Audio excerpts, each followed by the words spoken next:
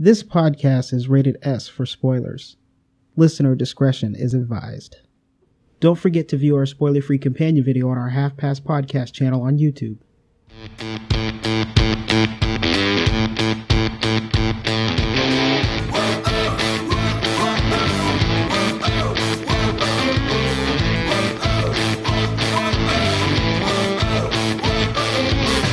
Welcome to the Half Past Podcast. This is episode 10, the movie review of Pixels.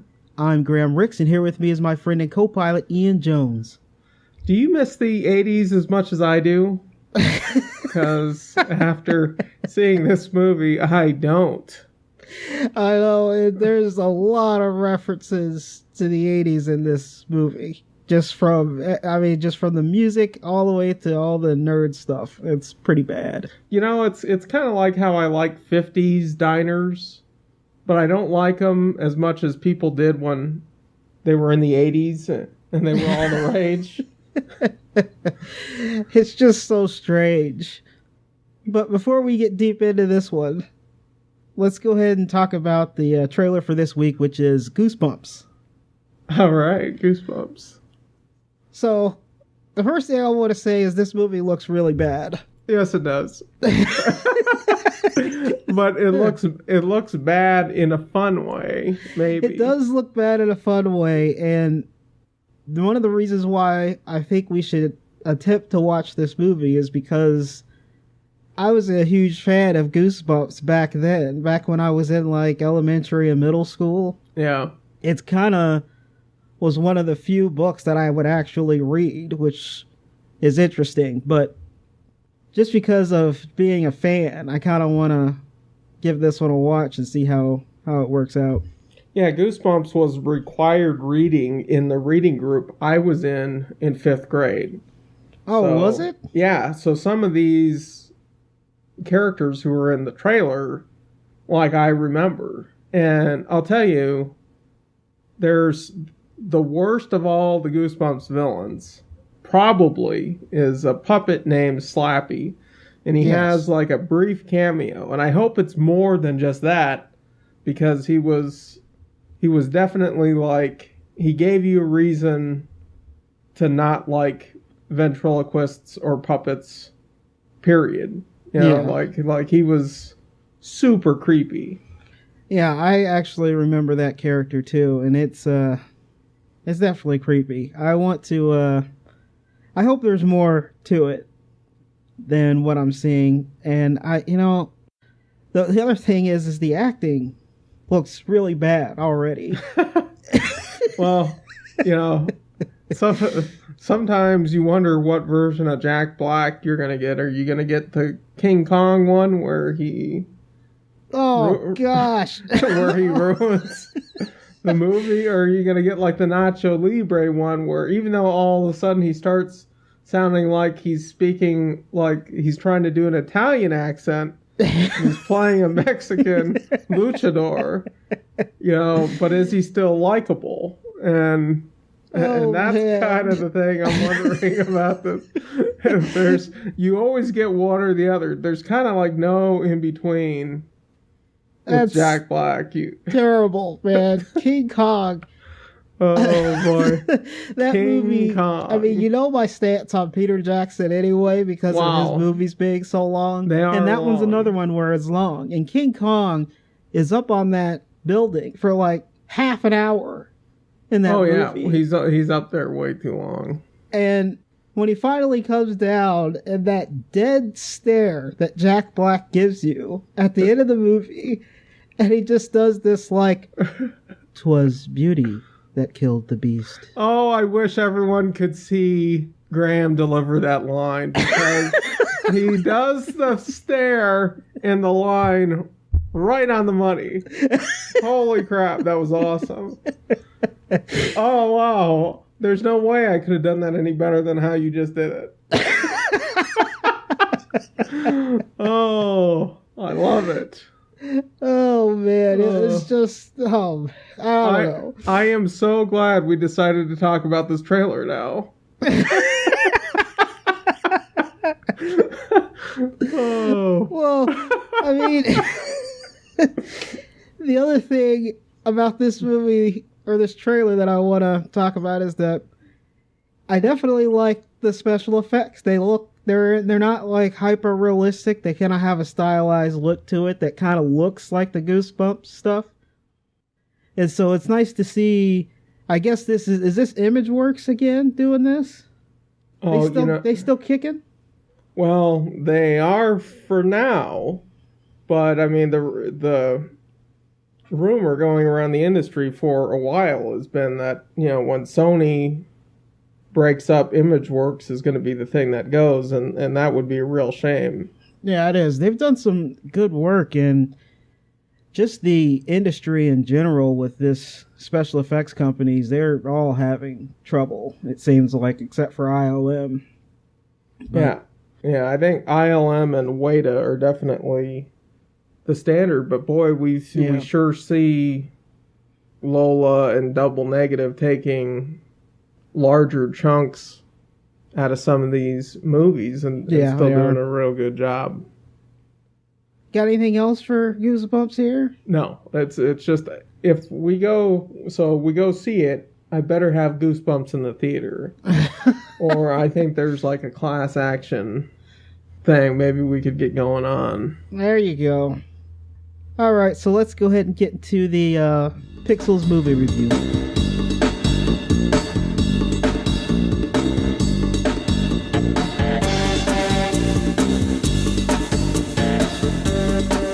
Old friends have put together their 80s classic arcade game scale in order to fight back against an alien invasion that misinterprets a signal, sending real-life video games to take over Earth. This movie is directed by Chris Columbus, who also directed Mrs. Doubtfire, Harry Potter and the Sorcerer's Stone, and The Chamber of Secrets. And he wrote The Goonies and Gremlins. Yeah, Chris Columbus is definitely one of those treasures in Hollywood. He's really good at, I think, getting things kicked off and doing movies that are made not just for kids, but for everyone. Yeah. And he's been a very successful director and a writer for years now. And he definitely is a Hollywood treasure. So he's starring Adam Sandler as Brenner, who's also in Bulletproof, Big Daddy, and 8 Crazy Nights. So, Adam Sandler. Yes. Yeah. He is like sleepwalking through everything he does lately. Yes.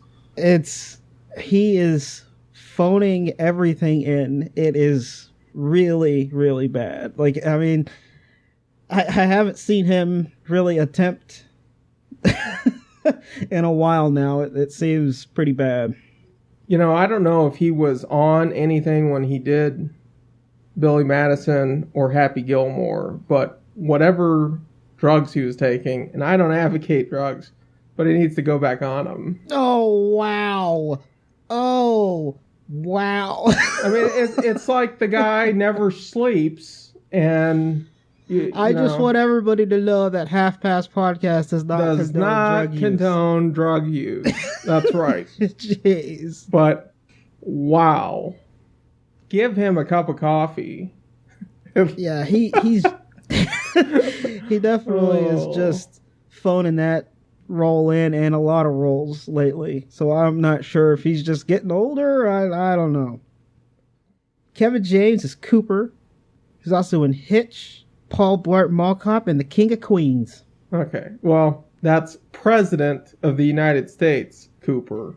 It is. Which we're going to get into later. Which is very interesting. Michelle Monaghan as Violet. She was in The Born Supremacy, Mr. and Mrs. Smith, and Due Date. She is suddenly a badass at the end of the movie. I don't understand that. Where did that come from? It comes out of nowhere. There's no hint that she's capable of doing anything like that, and then all of a sudden she's doing like this really badass stuff at the end of the movie, which doesn't make any sense at all. Peter Dinklage is Eddie. He was in Elf, Underdog, and Game of Thrones, of course. We love Peter Dinklage. He's just incredible, and after season 1, when Sean Bean got killed, spoiler alert. Spoiler, Jesus. When Sean Bean gets the axe, the guy who becomes the top billing actor is, of course, the Emmy Award winning. Yeah, he's a real talented actor, and he is fantastic in Game of Thrones. And in my opinion, he's probably one of the better parts of this movie, too. Oddly enough. Next up, we have Josh Gad as Ludlow. He's in Ice Age, Continental Drift, Frozen, and 1600 Pin. Probably the worst TV show ever made. Well, it is not a secret that I can't stand Josh Gad, so I don't like him either. I'm not even going to get that much into it, other than to say this, to put it into perspective. I would rather watch every movie that Jake Gyllenhaal has ever made than see Josh Gad in anything again. Wow. Well, and I was just reading on Twitter that there was an interview with Jake Gyllenhaal, and he was talking about early on in his career, his parents wouldn't let him be in the Mighty Ducks. And he was so upset that he was like, that he cried about it because he really wanted to be in the Mighty Ducks. Wow, Jake Gyllenhaal in the Mighty Ducks. And it made me like him just a little bit more. Oh, all right. That's fantastic. Because I love the Mighty Ducks. All of them. I think that is part of my childhood that is very pleasant. So that's awesome. I know, right? Yeah, I didn't know that. That's some interesting information. The first shot we see of Josh Gad in this movie is of his ass. Yes. And that's all you need to know about this actor. Yeah, pretty much. All right, that's all I have to say about it. Matt Lintz is Maddie. He was in The Crazies, Piranha 3 Double D, and What to Expect When You're Expecting. I guess I missed that. Is that a Piranha sequel? Was that the sequel to Piranhas? Yes, that was a continuation of Piranha 3D. And they decided to do Piranha 3 Double D, which is just tells you all you need to know. Yeah. Like, that's just I did see that first one. And I'll tell you, the fact that Mr. Holland dies right away. Oh, wow. Freaking Richard Dreyfuss. Richard Dreyfuss dies instantly. Why was he even in this movie? And my theory on it was always that the character he was playing was actually Mr. Holland from Mr. Holland's Opus. And he's retired, and he was at the lake, and he's like, hey kids, I'm retired now. And then he just dies right at the beginning of the movie. That's funny, because what I was just thinking his character from Jaws. From Jaws. Yeah. Oh, that's great. Next up we have Brian Cox as Admiral Port. He was in The Long Kiss Goodnight, Super Troopers, and Rise of the Planet of the Apes. He's way underutilized in this movie. Yeah, Brian Cox is actually a good actor, and he just kind of shows up in this movie, and he's barely in it, and he's just kind of a jerk the whole time. Right, yeah. Yeah. He can nail that jerky role, for sure. Sean Bean is Corporal Hill. He's in Ronin, Lord of the Rings trilogy, and Flight Plan. And I actually really like Sean Bean in this movie because he gives Josh Gad crap immediately. Yeah, well, he's smart. He also lives in this. He survives, yes, right? Yeah. It's one of the few movies where he survives. You would think Sean Bean was a black guy, but he isn't. Well, what I can't get is how has he not endorsed Beano yet? Oh, right? Like that seems like such a, give him the, Sean Beano. Like that seems like such a, they could get his face on the bottle, and it's like the Minions and Tic Tac, deal that they had going on. It just makes sense. Sean Beano. God dang it. Jane Krakowski as the First Lady Jane Cooper. She's in National Lampoon's Vacation, Ice Age, and of course 30 Rock. Yeah, loved her in 30 Rock. Yeah, she's great in 30 Rock. That's definitely what I know her most for, that character. And last up we have here is Dan Aykroyd as the 1982 championship MC. He's in Blues Brothers, Trading Places, and Ghostbusters.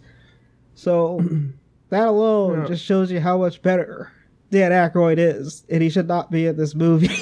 Well, he was looking fit as a fiddle too. Yeah. Very interesting. All right, now that we're done with all these characters, Jones, let's go ahead and get into our quirks and likes. All right.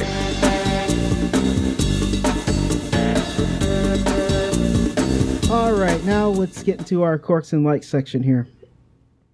The first quirk I have about this movie is it is extremely similar to every other Billy Madison production movie, which is not a good thing.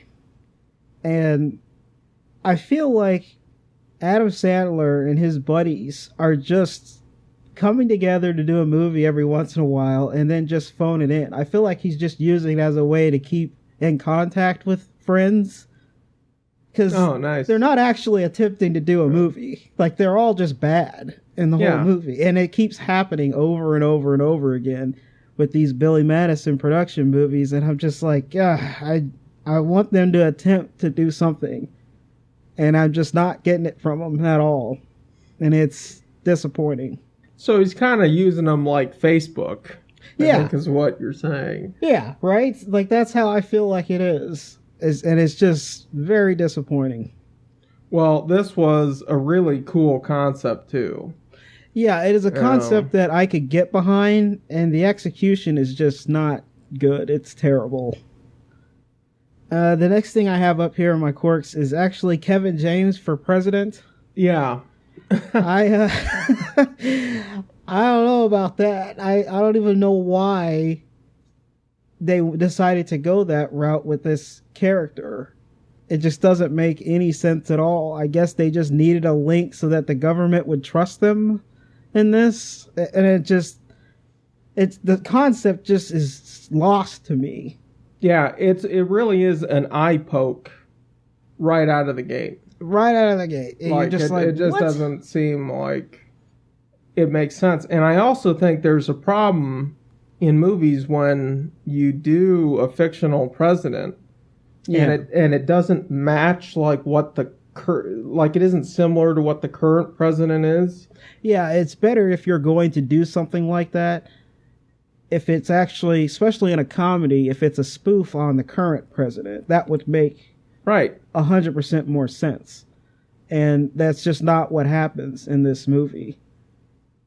As a matter of fact, that one guy that gets taken up as a trophy for the first time should have been playing the president. That would have fit perfectly, I think.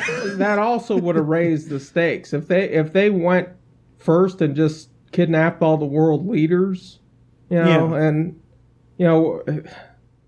I guess something like that doesn't really matter as much. It's just Kevin James as president, I think, universally pulls everyone out of the, right out of the movie right away. Yeah, it does. Right, just instantly when you find that information out, it pulls you right out of the movie, and it's bad. And the other quirk I had is actually the trope that we both know, and that's he kisses the girl at the end of the movie. Kisses the girl at the end of the movie. Yeah. Which we recently did a video on that. Yeah, on YouTube. It's never good. I always hate seeing it, and it keeps happening in these movies, and I hate it every time it happens. Yeah, and it happened twice, so we had to watch Josh Gad make out with Qbert, which is... And then we had to watch Adam Sandler kiss a girl, which is also equally disgusting. I think maybe there's a tie for the two people we want to see kiss. Those guys are at the bottom of the list. And really, just overall, this movie is just really unfulfilling. It's like we've learned nothing. There's just nothing there. Okay, right.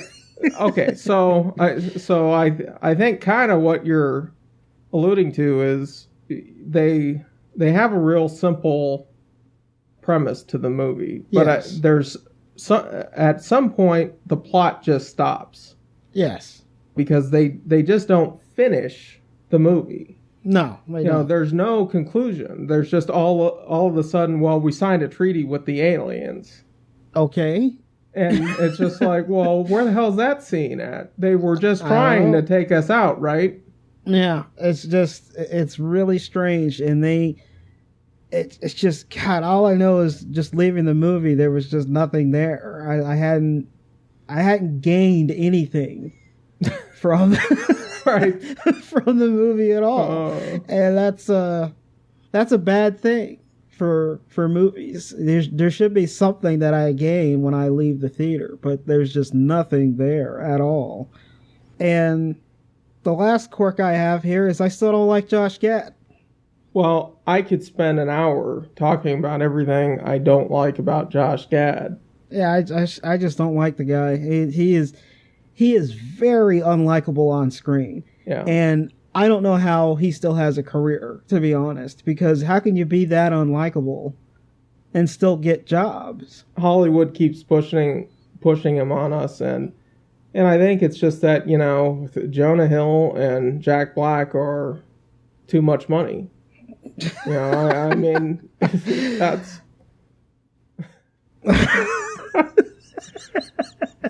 it's like I would talk more about him and everything that's wrong with him, but I don't know what we would do with all the vomit. All right, so I guess we're just going to move on to what other quirks you got, man. Okay. What do you got? Well, right off the bat, it starts with a scene like in 1982 or whatever, where they're going to the arcade. Right off the bat, they steal like one of their sisters' jugs of quarters. Oh, I don't even think it was their sister. I swear it was just... if it wasn't, that's crazy enough. Yeah, right? And that already makes you hate the characters. Yes, it does. It immediately makes you hate them. But there was like $300 of quarters in there. Yeah. I know because I've saved them to get a jug that big. What's the price of lemonade in the 80s?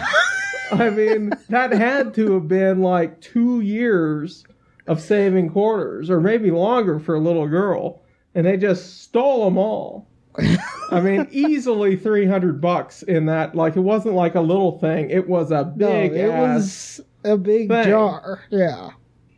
One of the other things is it really felt to me like this is how you portray nerds in like Revenge of the Nerds. It was like total 80s portrayal. Yeah. It wasn't like, the Chuck Bartowski, style, where being nerds today is cool. Yeah. It's almost like they haven't been paying attention at all to some of these better things like, Chuck and some of these other shows that have come out. Yeah. And they're just doing like total 80s style version of Nerds. Which today is okay in the scenes from the 80s. But it doesn't really progress later on in the movie when it's current time. Especially since they're supposed to be heroic. The most generic kind of nerd you could possibly be is in this movie. It's also really misogynistic throughout, which really bugged the hell out of me. Yeah, it is. The way that they talk to women, it's almost like it was made for 19-year-olds. Yeah. Back in 1985. Like no one talks like that anymore. No, it's pretty bad, just with the Michelle Monaghan. Is that what her name is? Character. Yeah. Right. Yeah. It's bad, and even just with her crying in the closet, drinking champagne from a sippy cup. It's just. I guess they did do a good job of interpreting something extremely depressing. But which does that make sense in a movie that's supposed to just be fun? It doesn't. And I mean, critics can bash movies. We like a lot of movies that maybe aren't the best movies, but they're made to be fun and entertaining.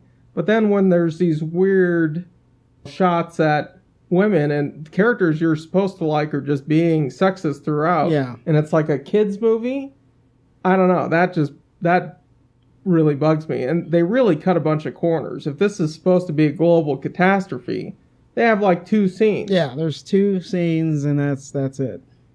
So they had some effects which were really good. Some of the visuals were good, but they cut so many corners.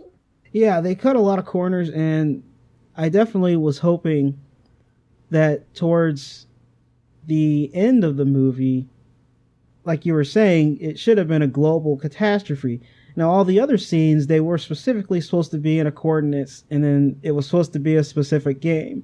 So that makes sense. But why is it that all the shots at the end of the movie are all in the same location?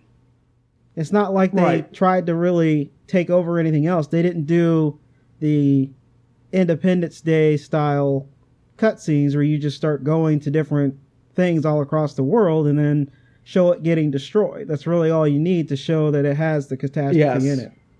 That is a great comparison because it's almost exactly a ripoff of Independence Day. In fact, at one point, this started feeling like Rise of the Silver Surfer to me, which is not a good thing at all.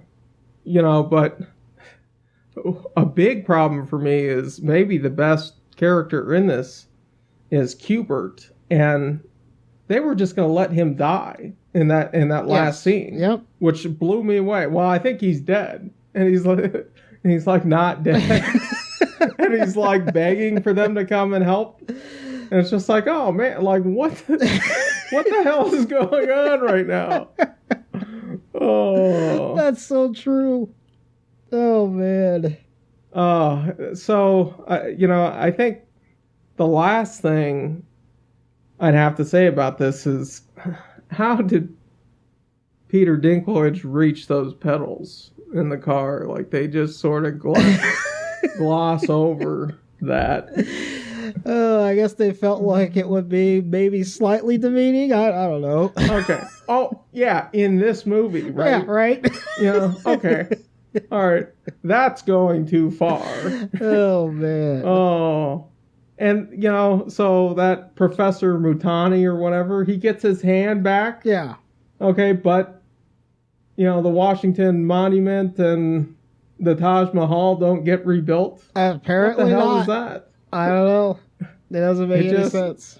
It's such a great concept that was entirely poorly executed. Yeah, the execution of it was the worst it could possibly have been for a concept that has been thought up before, but this one just did not execute it well at all. It's bad. Yeah, it isn't. It definitely is. Like, it made me really wish they had paid closer attention to something like Wreck-It Ralph. Yeah, and it would have made a lot more sense with that.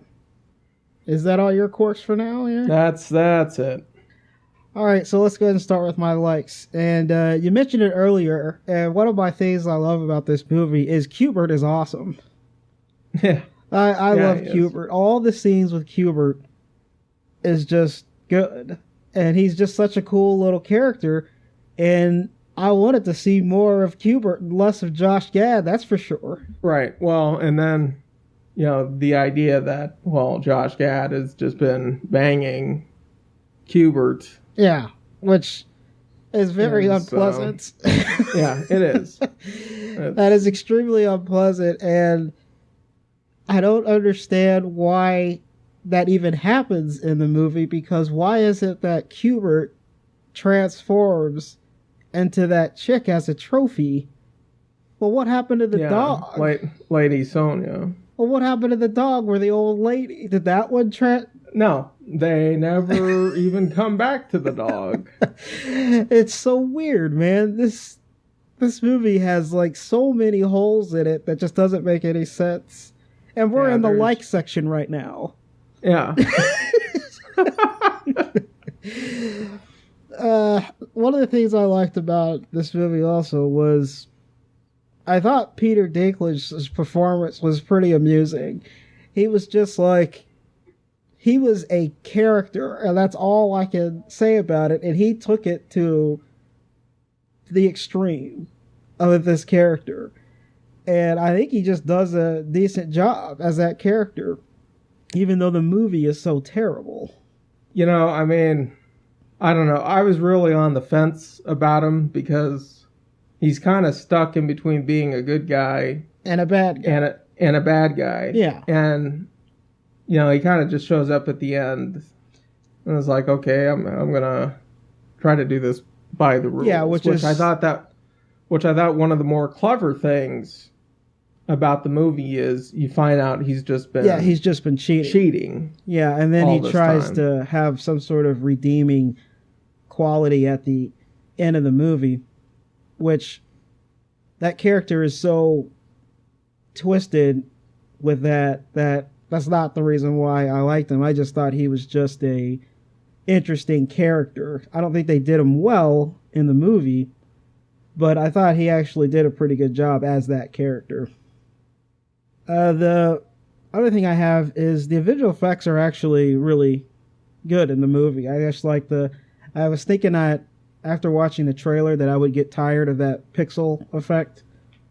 And I really just didn't. I just liked how they did it, and even though it's such a simple thing, the way they utilized it I thought was really good, and I just enjoyed watching that. And it's just the special effects I really liked. Yeah, you know, I think the centipede scene was really good. Incredible. Yes. But I felt like, you know, and this is kind of where budgets and everything come into play. If it's just going to take place in New York, I think that's one thing, and maybe you concentrate everything there. I thought they were actually pretty sparse in some areas. Yeah, they were. Because they just weren't showing stuff. They don't really show the army base getting attacked. They show the Taj Mahal, but I mean, that's a real brief thing. Yeah. And that centipede scene really made me want to see more stuff like that. It's like, well, this is real fun. Yeah, the centipede scene is really cool, and that's definitely one of the best parts of the movie is the centipede scene. The only other like I have in this movie is kind of pulling at straws, but I guess I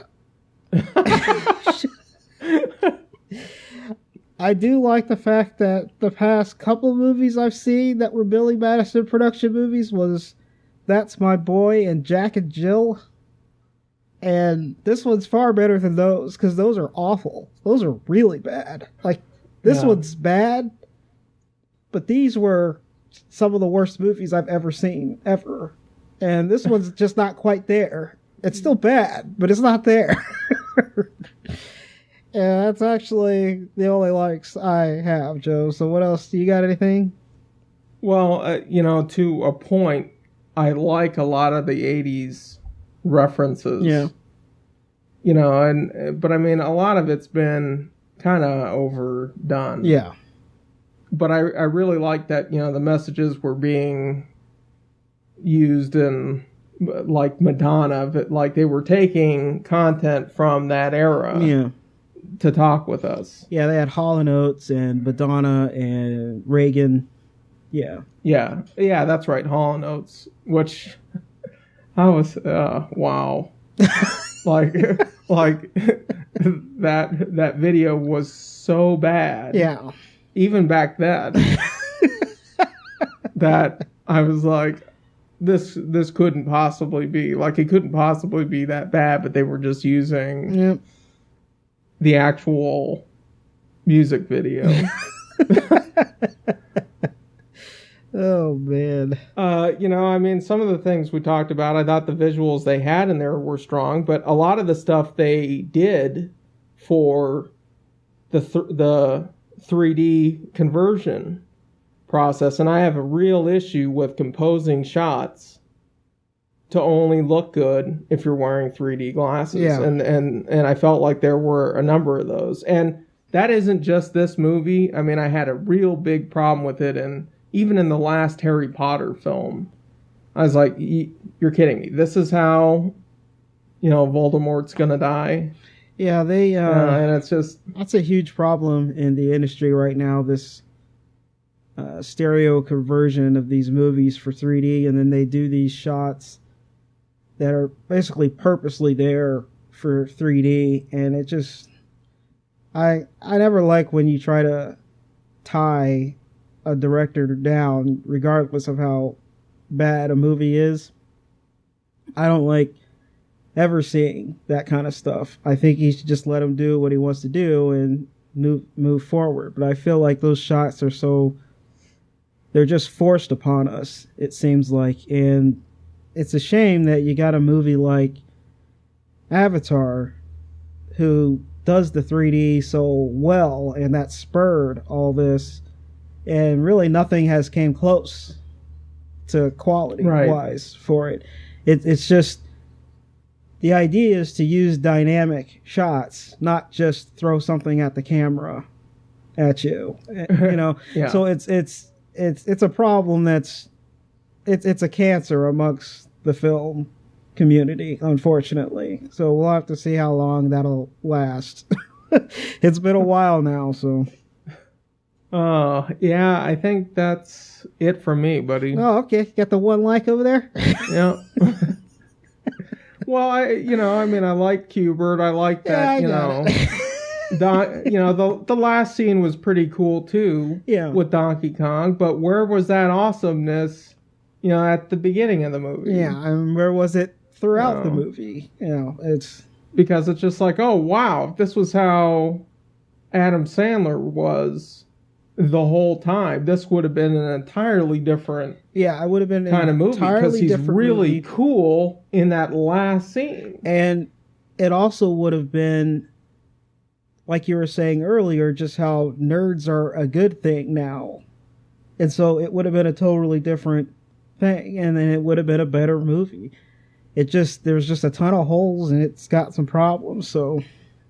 Yeah, and I get, well, they were trying to do some character development. I'm just not sure what was learned. But, if you're talking about similar movies, Wreck-It Ralph or Scott Pilgrim versus The World, like those two movies. Those are far better movies. That's sort of where this could have been. And I really, every once in a while, there's a line said in this movie, and I'm like, that's such a great delivery. Yeah.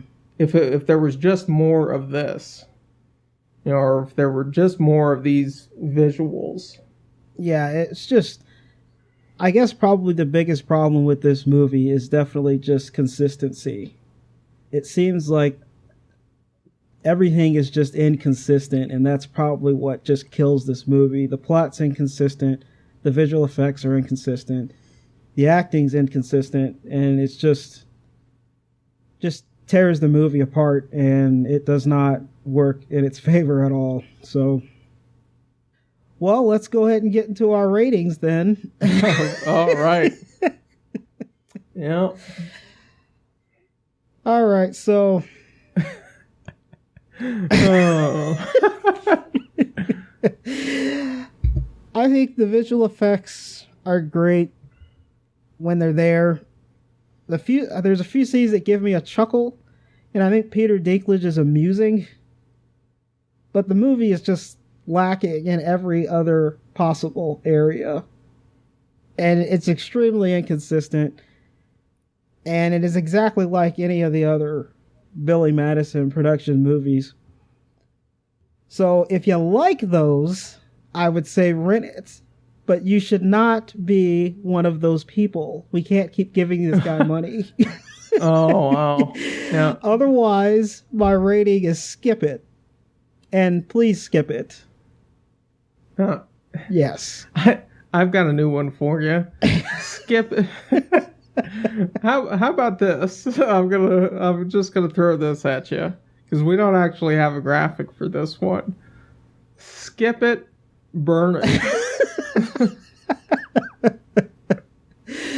Yeah, this movie is terrible, and the only reason why I give it even mention the Rented is because if you like the Billy Madison stuff, that's, you know, the Billy or the Happy Madison production stuff, this is probably a movie for you. But it is, awful. And you know what? Those people, I just, You know what it reminds me of is because we really disagreed on this one, but there's parts in this that God, I wanted so much to like this movie, and it's just so bad. Yeah, it is.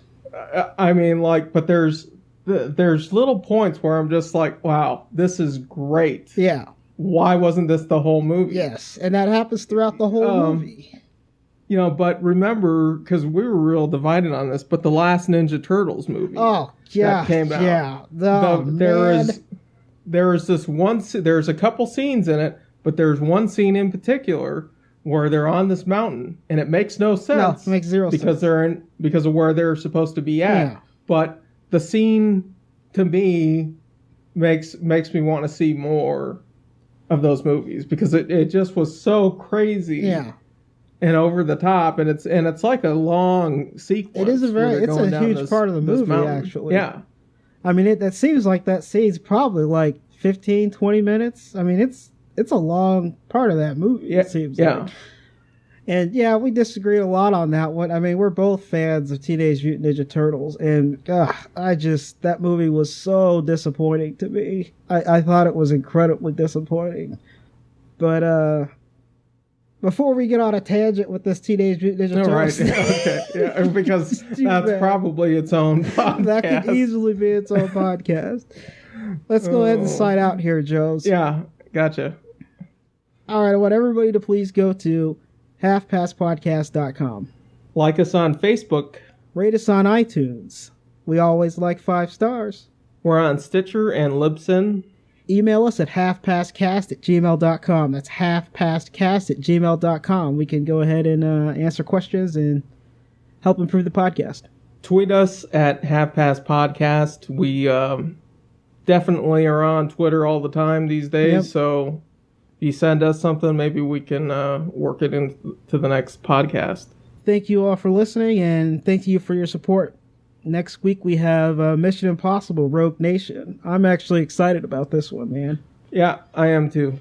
I think they're going down the same path as Ghost Protocol, and I really liked Ghost Protocol. So I'm hoping this one's fantastic, and I think it will be. Yeah, I'm definitely digging the look of this thing. This is the Half Past Podcast. I'm Graham Ricks. Jonesy. See you next flick.